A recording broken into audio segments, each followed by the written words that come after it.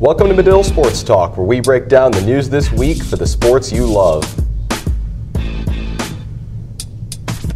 Hello everyone, we are going to lead off MST this week by talking some baseball. I'm your host Alex Campbell, and I'm joined by MST baseball analysts Lance Brozdowski and Chris Cadeau, who's making his debut on MST this week. Welcome to you guys. Happy trade deadline. We're looking at the week that was in MLB trades as the deadline door slammed shut Tuesday afternoon. Plenty of high-profile teams made high-profile moves.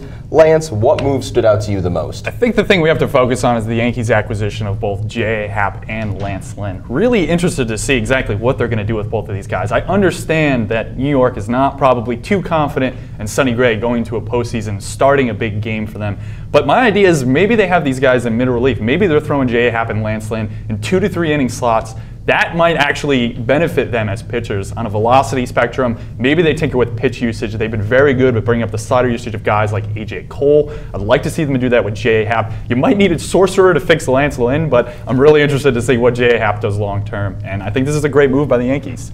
Chris, how about you? What really jumped off the page from the moves made this week? I mean, it has to be the precedent set by the Houston Astros and going after Roberto Osuna, a player that's on a 75-game suspension, getting ready to come off, and right now at a time in society where we are really looking for some sort of, stamp to be put on this topic that says this isn't tolerated, and that's domestic violence.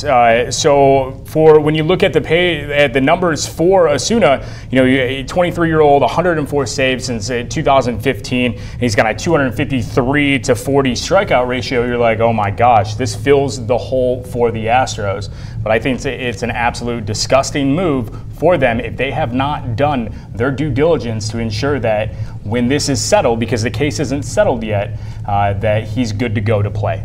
And you certainly hope that, the Astros have done their homework, as domestic violence has been a topical issue in sports a lot these days, even this week in the news, and we'll have to watch the situation in Houston closely going forward. So guys, some teams got exactly what they wanted at this deadline, others not so much. Chris, in your opinion, who are the biggest winners and losers of this trade deadline? Well, we have one team that is both a winner and a loser, and that's the Washington Nationals. So for the Nationals, they came out and they did something that I haven't seen a team in a long time doing that's Mike Rizzo putting out there the scare tactic. Here, we're going to put our best player and we're going to put him out in the market, and then you know what, just kidding, we're going to pull him back, and then all of a sudden a fire's lit underneath your team that says, hey, we need to get this together, or our GM's willing to break up the band. So they go out and they drop 25 cents. Then we'll see what the Nationals do. On the other side, the Colorado Rockies. For the Rockies, they spent $106 million on their bullpen this offseason because every single starting pitcher was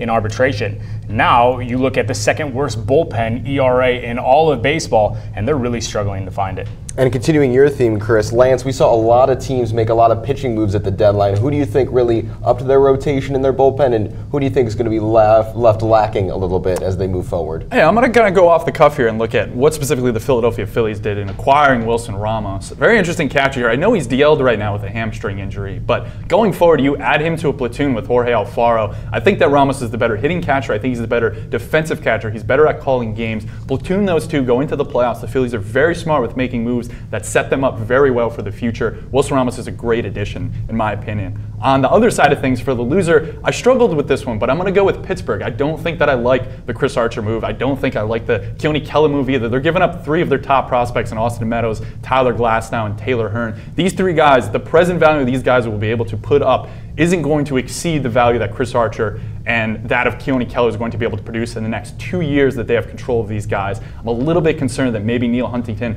and the Pirates front office screwed things up. And it'll be interesting to see both short-term and long-term how that deal impacts the Pirates. Well, guys, with the deadline in the rearview mirror, we can turn our attention to the race for the postseason. And in both the American and National Leagues, the wild card races are really heating up. Lance, in the American League, that battle for that second wild card spot has really started to take shape. It has, absolutely. But we have the Yankees locked in, so we know somebody's going to the Bronx. We just don't know who. So the 2 teams we're looking at are the Seattle Mariners and the Oakland Athletics. Particularly interested here in the Seattle Mariners in terms of what they do. They have a really tough schedule going forward. They face the Houston Astros 7 times in the month of August. They have the 5th worst schedule in terms of strength of schedule off winning percentage per Baseball Prospectus. But the reason I think that they'll overcome a lot of those struggles in playing better teams is that they have Edwin Diaz on the back end of their bullpen. 40 save guys on pace to match or possibly exceed the save record that Francisco Rodriguez currently holds. 45% strikeout rate is insane. Among qualified pitchers with 50 innings or more, he's right up there. I think he's right behind Josh Hader, number 2 overall. I love Edwin Diaz. I think that he's going to win huge games for them long term. And I think that this is going to be a situation where they throw James Paxton in that one game against the Bronx. But I guess the problem there is that the Yankees are the best team in baseball against left-handed pitching. So James Paxton's going to have to step up. And Chris, on the other side of baseball, looking at the National League, there's a whole bunch of teams that are involved in this race right now. Of this group of teams competing for the wild card places in the NL, who really stands out to you as a favorite? Well, let's just clarify that there are 14 teams within 7 games of winning the division. In baseball history, only 3 teams have ever came back from being 11 games down or more, and that's what separates the Cincinnati Reds. So 15 teams you could theoretically say are in the mix. But for me, the aspect that I really want to take a time out, and I want to thank the front office of the Atlanta Braves. Thank you for making the Braves relevant again. This is a team that had the original big 3, the Glavine, Smoltz, and Maddox, and then now you're looking at this baseball fandom that is the Braves fans that finally have something to be happy about. New stadium, new love for the game. I really do believe that the Braves are the team to watch, and for the most part, it kind of is making baseball great again. And yeah, so there's a lot of moves that have been made, and we'll have to see how the moves that have been made impact these races going forward. It's going to be an intriguing end of the season. We've got about 2 months left in the regular season. So guys, what storyline do you think is going to be the most interesting to watch closely in the coming weeks? I really want to pay attention to the attrition of arms going through. You have a lot of teams that are coming back and going back at it. You have the Cubs, the Dodgers, and the Astros, who all have over 5,600 innings on their arms since 2015. And now when you assess what that means going deep into your bullpen into the postseason, you have to be sure that these guys are ready to go. And when it comes to the arms and everything that has to do with winning a World Series, that's going to be a vital factor going forward. And you got a lot of teams who've made these pitching moves. You know, one team that's had a lot of inning on their starters' arms are the Chicago Cubs. They've added Cole Hamels. We'll have to see how he's used down the stretch. Lance, how about you? What are some storylines that you're really keeping your eye on for the rest of this MLB regular season? Well, speaking of arms, I think you can't go wrong by talking about what the Tampa Bay Rays are doing down south. Their bullpenning is unbelievable. They're a 500 team right now. They're better than the Washington Nationals. They're only 4.5 games worse than the Cleveland Indians. They have the lowest payroll in baseball. They're the only team in baseball with under $70 million in payroll. It's fascinating to me that this is working. They're throwing out guys like Ryan Yarbrough to throw 2 or 3 innings. Those guys are dominating in shorter roles where they're able to mix only 1 or 2 pitches and not have to face a lineup a third time through. The Rays' strategy is working. I think it's going to spread through baseball. You have to think teams like the Royals and the Reds and all these other teams with terrible rotations actually think about this topic long term and want to implement it. It's a great strategy. And as a fan of a team in the Chicago White Sox with the terrible rotation, I'd certainly be interested to see them or any of these other really struggling baseball teams try that as a strategy going forward, and we'll have to wait and see. Well, that's about all the time we have for today to talk baseball here on Medill Sports Talk. Thanks to Lance and to Chris for joining me. Coming up next, Andrew Weiss, Matt Craig, and Justin Birnbaum will discuss all the latest news in the world of sports betting. Don't go anywhere. This is Medill Sports Talk.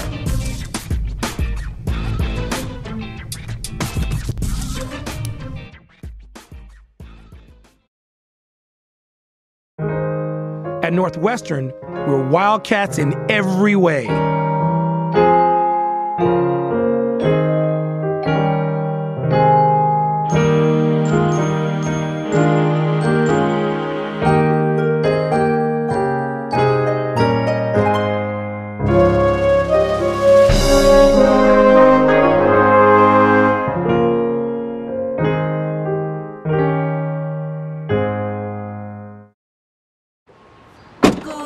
Northwestern break right through that with our colors flying.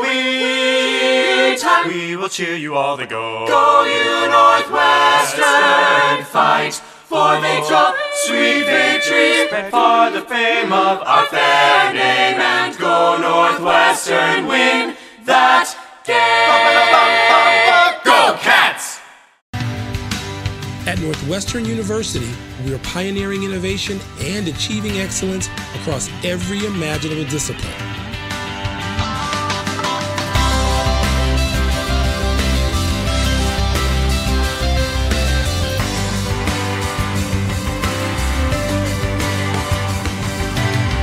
At Northwestern University, the possibilities are endless.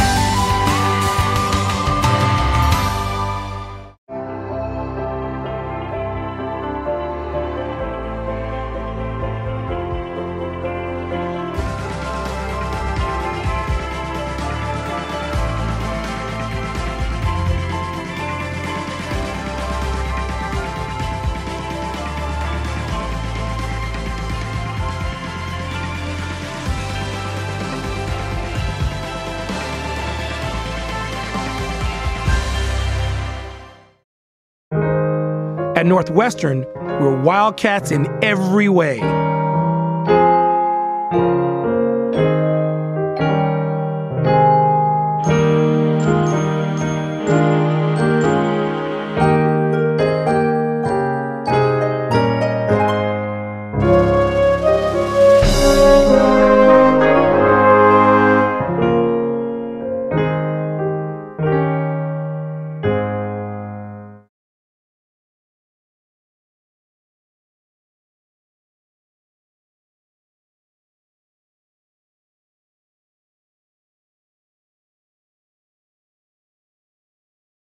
I'm Andrew Weiss. Today I'm joined by Matt Craig and Justin Birnbaum. And what are the odds we'll be talking about betting on sports? The U.S. Supreme Court recently ruled to allow legalized gambling on sports, and that has gotten the attention of some major players in the sports world. Adam Silver, the commissioner of the NBA, was the first to put his chips on the table. The league announced a gambling partnership with MGM Resorts on Tuesday that allows MGM access to NBA logos and highlights. The NBA is now the first major sports league to align itself with a sports book. Justin, what does this mean for the future of sports betting and basketball? I'll tell you what this means. Gambling is here to stay. The NBA is an early adopter, and what they're doing is groundbreaking, and it's going to pay off for them long term. $25 million may be a drop in the bucket right now, but once they start accessing government revenue, the NBA wants to get 1% of all bets taken. So other professional sports are going to follow this pretty quickly. The NBA is going to make a ton of money, and sports gambling, it doesn't matter how you feel about the legality of it, it's going to be something that stays permanently. I think you need to slow your roll there a little bit because honestly, you glazed over the fact that it's only $25 million. Just for perspective, Cristiano Felicio signed a 3-year, $25 million contract with the Chicago Bears, or Chicago Bulls. So that shows you how much the NBA really values that money. It remains to be seen whether they're going to get a royalty on every bet placed. Now that's where the real money would kick in. And it's still illegal to do interstate online gambling, which is where the real moneymaker would be. And you mentioned the Supreme Court did say it is not illegal to gamble on sports, but every state still has to make it legal. And I know Justin and I both would appreciate if there was a legal sports book in Chicago, because then we wouldn't need to use one of our classmates' parents as a runner in New Jersey every time we want to place a bet on the Dodgers to win the World Series. But for now, we're left in a kind of unsatisfactory place of sports betting. Well, it'll certainly be interesting to see where the future goes, especially with the states. All I know is my money's on Golden State when it comes to the NBA. Easy money. Another place this could have a major impact on is the collegiate level. While professional sports leagues are finding ways to get a slice of that jackpot pie, college teams remain a murky place for betting. This is especially true when you consider the fact that college athletes still do not get paid. Now, Matt, how will this legal ruling change the college sports world? It doesn't change, honestly, college sports more than it will professional sports. And I'll tell you why. I mean, NBA players are not incentivized to, maybe potentially throw a game because they're making millions and millions of dollars a year. But what this does is it puts even more money around college sports. Everyone's getting paid but the athletes. It will not be long before we have our first point shaving scandal in college athletics if the NCAA does not deal with these major amateurism issues that will only be heightened with the legalization of sports betting. I completely agree with you, Matt. Pay these guys. They are high-level athletes competing for $1 billion business that just sucks up all of this money. They make money in so many different ways, and they even completely walked away from one of the most profitable video games in the video game industry in NCAA football because the players weren't fairly being represented and being paid. The Bannon lawsuit is something that is completely warranted, and they need to figure out a way to give the players a piece of this pie. So essentially, start paying them. Yeah, you know, I do miss that college football game. Tim Tebow on the front, my old Xbox, great times. On to the lighter side of sports betting, it is time to harness our inner degenerate. Now that gambling on sports is an option, there are plenty of dice to roll. However, some sports might be a little deeper in these woods. Justin, what do you wish you could bet on right now? I'll tell you what, put me in a time machine and bring me back to 2008 so I can bet on slam ball. There's nothing better than watching these guys fly high on trampolines dunking the ball. My money's on the former champion slashers, and some would say they're deadly on the court. What do you think, Matt? I'm glad you asked, Justin, because every May, hundreds of people from around the world congregate in Gloucester, England, for a little event, a 200-year tradition called the Cooper's Hill Cheese Roll and Wake. That's right, participants stand on top of Cooper's Hill and kick off the festivities by rolling a giant 9-pound cheese wheel down the hill, and then everyone chases after, inevitably falling and tumbling over each other. Several people end up in the hospital every year, but whoever can get down the 200-yard slope first wins the cheese wheel. I would love to bet on that. Now, there is a dynasty going. Chris Anderson has won 22 of these races. He would probably be like a minus 200 favorite, but everyone knows that cheese chasing is a young man's game. He's getting a little older, and I think he could get great odds on a contender. Yeah, people going to the hospital for this event, you'd think that'd be because of lactose intolerance. I think we've cashed in all of our chips, and it's time to move on to our next segment. Don't go anywhere. Point Taken's up next. We'll be right back here on Medill Sports Talk.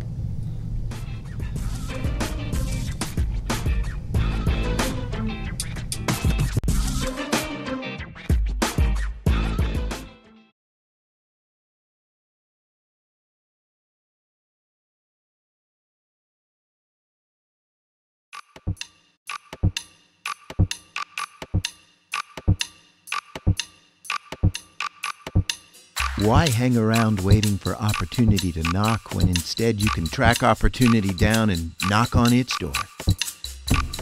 You might ask, what's the best way to identify where opportunity lives? Here's a hint. Its door is colored purple. Northwestern University. Opportunity awaits your knock. At Northwestern, we're Wildcats in every way.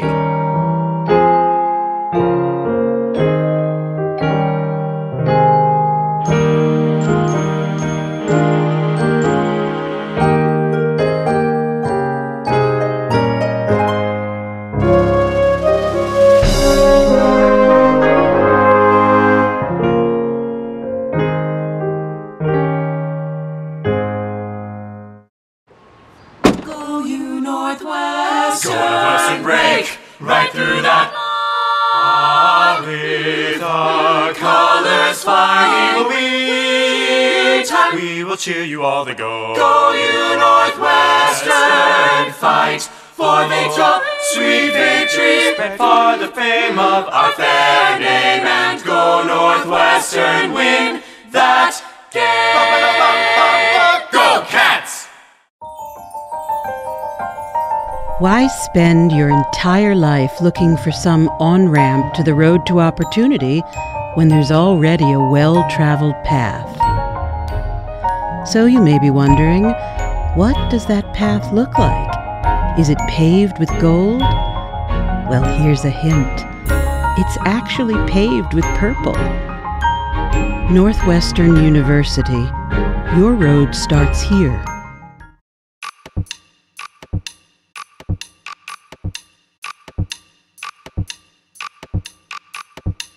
Why hang around waiting for opportunity to knock when instead you can track opportunity down and knock on its door?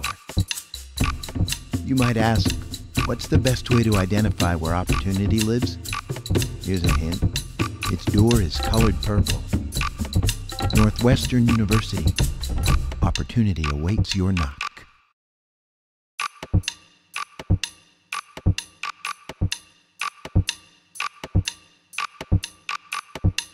Why hang around waiting for opportunity to knock when instead you can track opportunity down and knock on its door?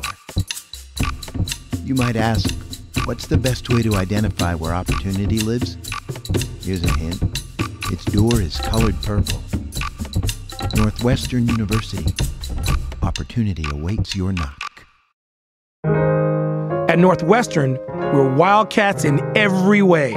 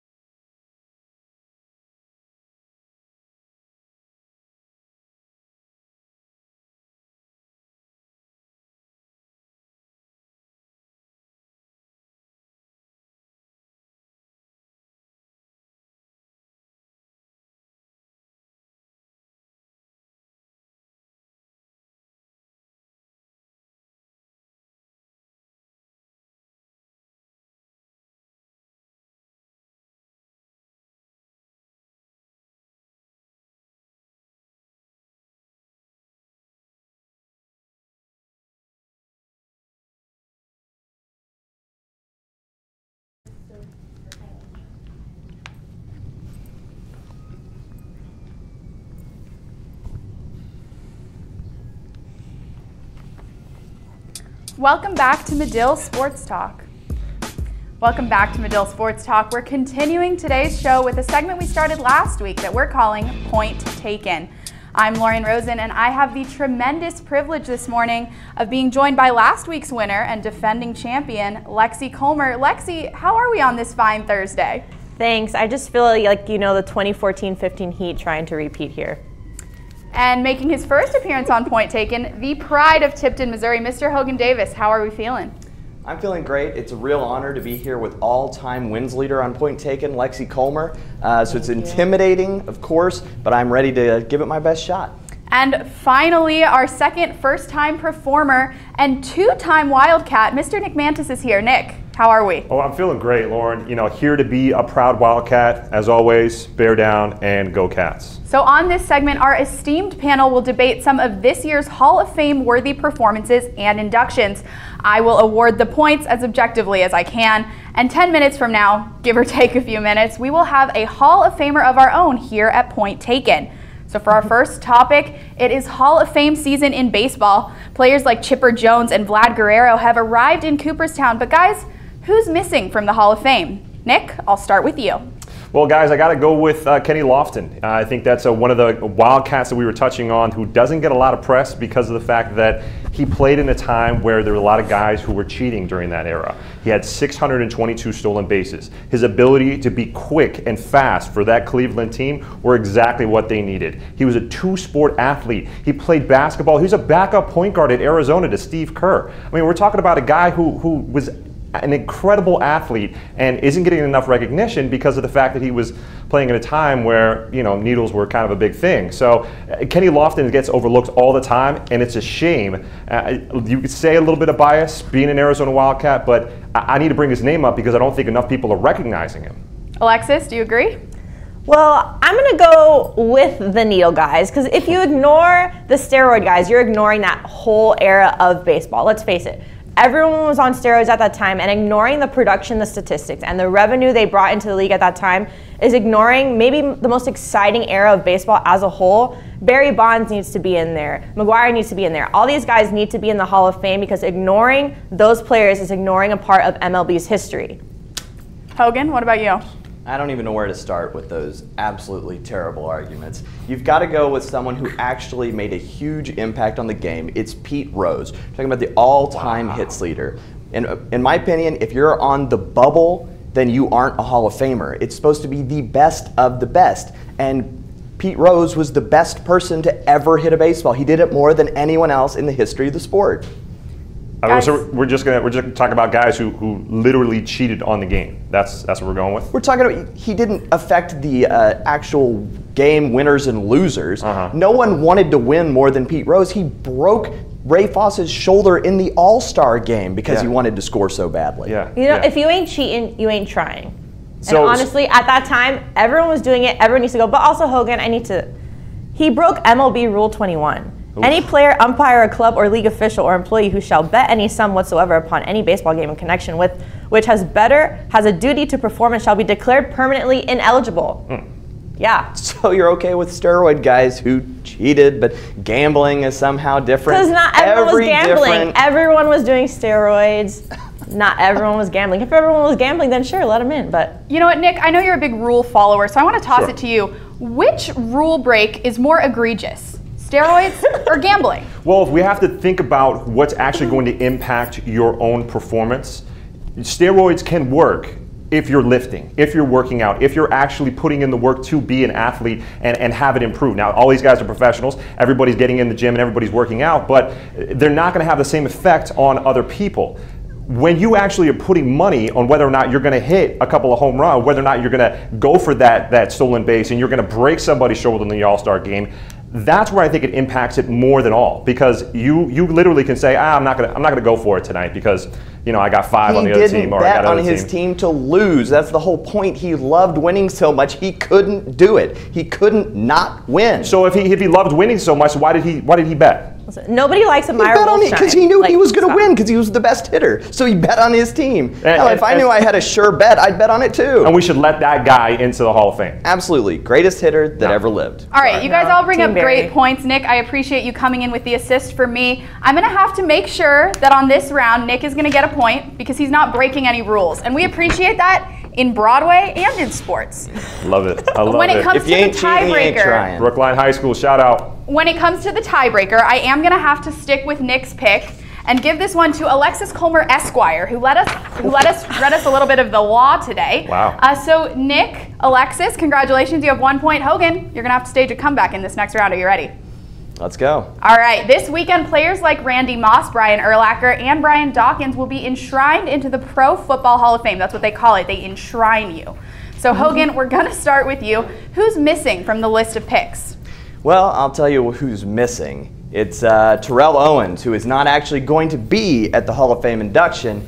And like I talked about earlier, if you haven't gotten in, then there's probably a reason for it.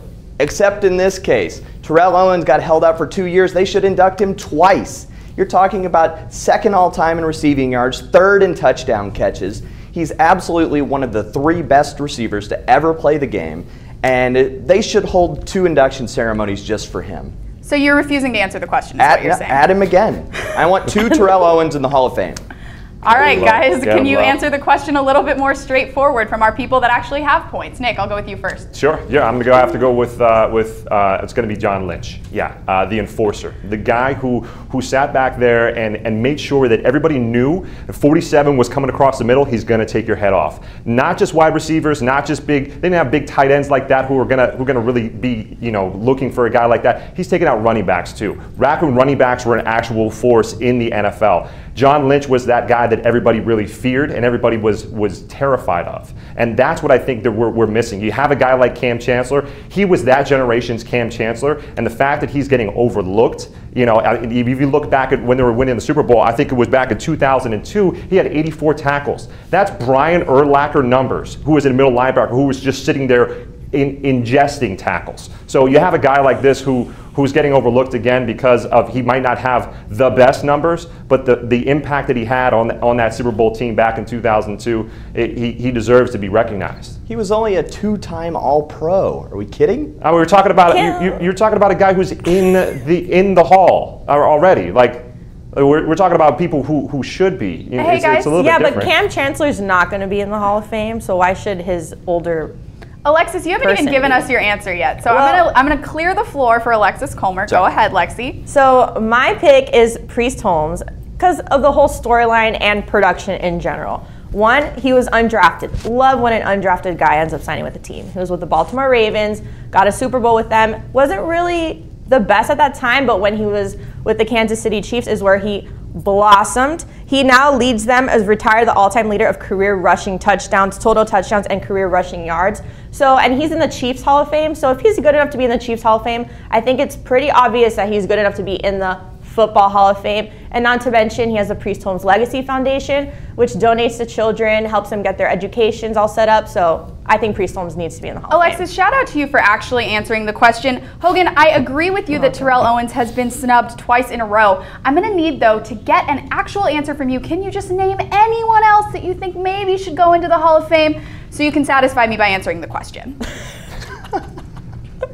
I don't bend to the rules here. I'm not your rules guy. I don't think that anyone that isn't in this class that's eligible deserves to be in the Hall of Fame. It's reserved for the absolute best players. And John Lynch, Priest Holmes, sorry, had a great year or two, don't deserve to be in the Hall of Fame. And Hogan, I was going to eliminate you, but a man that stands by his word, I think deserves some points. And I'm going to have to say, Hogan, point taken. So Hogan in his cowboy outfit. Thank you, Lauren. Home on the range for Hogan Davis. That's 1 point for you. And Alexis for answering the question in a straightforward manner. I'm going to have to give you the point, Alexis. So Alexis is in to our tie-breaking finale. But of course, we do have a tie between our favorite cowboy and our favorite Broadway star.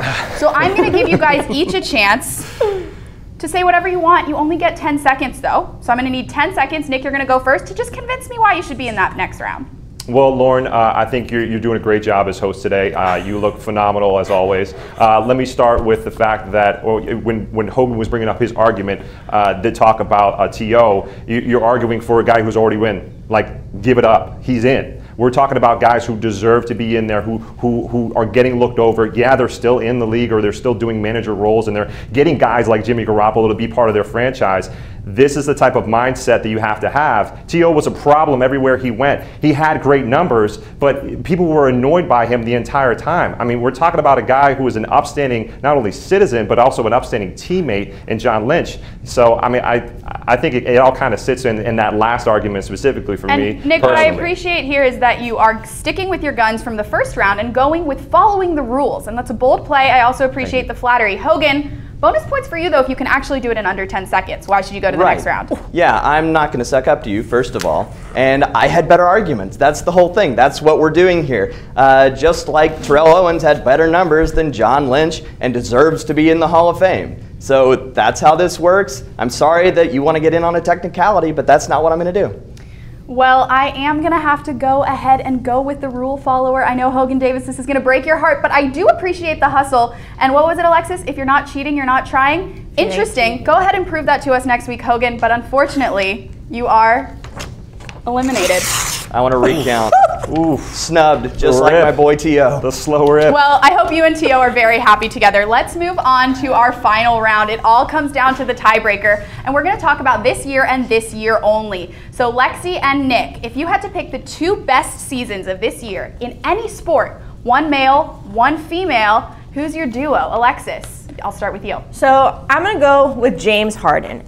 Finally, he won the MVP this year. It's about time. Everyone thought he should have won it last year, but this year he finally won it. And he led the Houston Rockets all the way to the Western Conference Finals against the Golden State Warriors. Obviously, they lost, very sad, all because of a hamstring. I'll never get over it. But If that hamstring would have been healthy, Chris Paul's, them together would have done it. So James Harden would have for sure solidified himself. But I think this season really proved that he's a future Hall of Famer, and Basketball Reference puts him at a 92.3% to get into the Hall of Fame. Now, on the female side, I'm going to stick with the WNBA, and I'm going to go with Liz Cambage. Not only is she a DJ in her free time, has a great social media presence, but she broke the record this year by scoring 53 points in a game, and the next game, she went back and did it again with 33 points. Now, someone who can just come and leave the league like that and just put their stamp on a game at a whole is amazing. And not only do these women play basketball now in the summer, but they play it year round. She plays in China, she plays in Australia, so she's always perfecting her game. She's my Hall of Famer for the season. Nick? Well, I like where you're going with that. I like how you bring up the WNBA. This definitely needs a little bit more recognition. Also, what needs more recognition is the Olympics. That's why I'm going with Chloe Kim for my MVP. The snowboarder, which is the 18-year-old winning a gold medalist. She then, is making, it's not all about Shaun White anymore. It's making the Olympics cool again. And I'm so excited for her. I'm so excited for actual snow sports to get some recognition. Not only that she goes to the ESPYs, wins 3 ESPYs, and then at the ESPYs after party, G-Eazy is performing. Oakland, the Bay Area's very own G-Eazy is performing, right? Hands her the microphone to do a verse. She kills it flawlessly. I'm sorry, you get style points in my book. That's why you're my Hall of Famer on the female side. When it comes to the male side, you got to go with Alexander Ovechkin. I think a lot of people are looking over the NHL. A lot of people are looking over the fact that it doesn't get enough recognition. That's why I'm trying to go with Ovi. He's 32 years old, scoring 49 goals. He's leading this team. He had 15 goals in the playoffs, dug them out of the ditch that they got themselves in to win the cup, and then show everybody, setting the bar high for everybody else to celebrate with the Stanley Cup from here on out. I mean, you got to do keg stands. You got to show people how it's done from now on. That's why he's my Hall of Famer. For both of them, I think that kind of said it for this whole entire year. Any reasons why Alexis is wrong? Any reason why Alexis is wrong? Yeah, when you go and take time off to become a DJ, I'm glad it helped her out because she only had 4 rebounds a season that she was averaging before she left. She got back and now she's doing 8 and 9. So congratulations that you figured out how to get a rebound when you're 6'8" in a female sport. That's, congratulations. Guess who took off a season? Michael Jordan went and played for the Birmingham Barons. She's not Michael White Jordan. Sox affiliate. But taking off a season is not a bad thing. You want to explore your passions, do what you want, do what you love. And the best part is, takes off time, comes back, and is dominating the WNBA. I'm glad Nobody can get rebounds around her. She's not letting. She's 6'8". She doesn't even have to jump. She just grabs them. She got the 1s and 2s going. She can put her 1s and 2s up and get those rebounds some more. So congratulations. Oh, she's doing completely fine this Good year. for her. But also ESPYs. Is that a real measurement of something? It is. And we're talking about the worldwide leader. Hey, Hogan, we eliminated you, bro. So we're talking about the worldwide leader in sports. We're talking about the worldwide leader in sports coverage with ESPN. We have plenty of professors who work for them who have shown us that this is the way we're going to kind of do sports. The fact that we have this outline of the show kind of resembles a show that they like to do as well. So when we're talking about fan voted. Fan voting has been null and void because you can fan vote all I'm going to go ahead and have to end this here. I've thought really hard about this for the last 2 minutes in terms of how I am going to award this very prestigious Darren Zaslow Cup. So today, Nick started out, he sucked up to me a little bit. Then Alexis came back in the kissing up to Lauren contest by picking James Harden. She knew that would be a good move, very strategic. Now Nick said something interesting in his answer. He said that Chloe Kim made the Olympics cool again. I see what you were trying to do there, but it was the Winter Olympics, wasn't it? Wasn't it always cool? Wasn't it always cold? Wasn't it always snowy? Nick, I'm sorry, because of your understanding of the weather, unfortunately, that's all she wrote for your first time. So Alexis Culmer, otherwise known as Lexie Culmer, is now the 2-time defending champion here on Point Taken. Alexis, your points are taken. Darren Zaslow is proud of you. And in the words of Darren Zaslow, thank you guys all for coming on the show. You do a great job. Alexis, would you like to give us your thoughts on winning for the 2nd time in a row? So my couple thoughts on winning are going to be dedicated to our fearless leader, Darren Zaslow. Darren, you're an amazing person. We all miss you here at the studio, but we're glad to keep your legacy of Medill Sports Talk alive and continuing it in your absence. We love you, Darren. And I think I speak for all of us when I agree and have to say to all three of you, I think you all did your best today to get on base and help the team win. So that will do it for episode 21 of Medill Sports Talk. Thank you to our three amazing analysts and the entire production crew for helping make this possible. For those of you at home or on the road, perhaps in West Virginia, thanks so much for watching. Subscribe to Medill Sports Talk on YouTube. Follow us on Twitter and Snapchat at Medill Sport Talk. Until next time, I'm Lauren Rosen. Thanks for watching.